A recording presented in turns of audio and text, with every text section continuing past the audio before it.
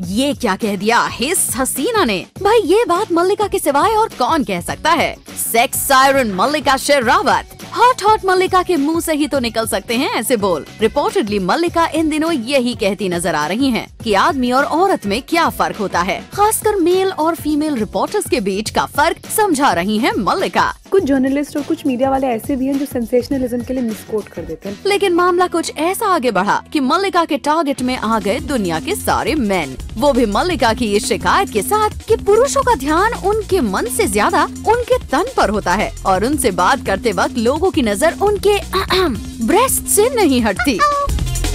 अब बताइए ये बात वही मल्लिका कह रही हैं जिन्होंने अपने तन दिखाई में कभी कोई कमी नहीं की। और इस बार तो हिस के लिए मल्लिका ने हद ही कर दी।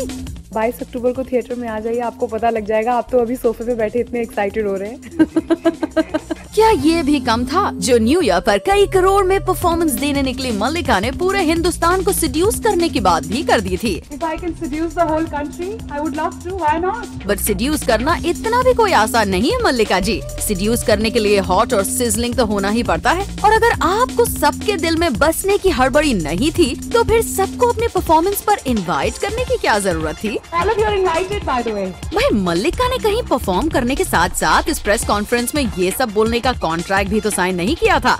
इस सब के बावजूद ये तो अब भी सरप्राइजिंग है कि आखिर क्यों मल्लिका हो गई हैं उनके ब्रेस्ट्स को लेकर उनसे बात करने वालों से कॉन्शियस। कहीं इसकी वजह ये तो नहीं कि जब उन्होंने हिस में नागिन बनकर सारे मेन कर लिए थे थिएटर हॉल में इनवाइट, तब तो उन्हें देखने कोई नहीं आया। तब फिर वो रियल लाइफ में उनके ब्रेस्ट से ऑब्सेस्ड मेल्स को क्यों करे एंटरटेन, है ना मल्लिका।